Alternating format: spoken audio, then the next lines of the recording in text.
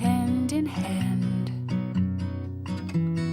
on the warm sand. So after I inked this and distressed the edges, I had a different one ready and set to go, but I realized I didn't like the way that the sea star turned out, so I decided to add a little bit more texture on it, and I did that using some modeling paste and a little bit of ink to give it some color and a little bit of again, texture.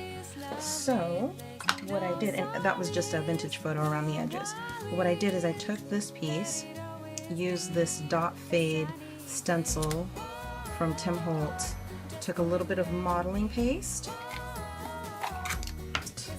and a little bit of ink, tea dye, distress ink, a little bit of that. I actually did a big batch of these and found that it was best to do it not in too big of portions because the modeling paste does set not uber quickly, but relatively quickly. So just trying to give that a little bit of color with the ink. And I'll show you, I have a sea star here that I was kind of using as my inspiration.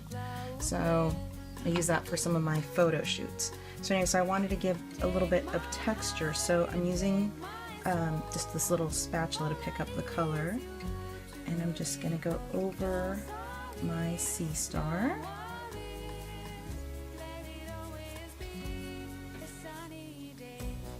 It's going to give it some fun texture on there. So yeah, I did quite a few of these last night. I'm actually putting this project together as part of a crafting retreat that I'm going to this weekend.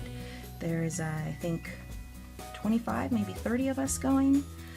So we're all trading tags, which will be fantastic, and everybody's kind of showing their stuff. So let's see how that turned out. Perfect. All right, so I could have probably added actually a little bit more ink just to give it more color, and I'll show you some examples from the ones I did last night. So once it dries, just again, it gives it more texture, dimension, trying to get it just look a little bit more realistic as possible. All right, so I will scrape all of this goodness up, and I'm going to go clean off my stencils. I'll be right back. Just for you and me.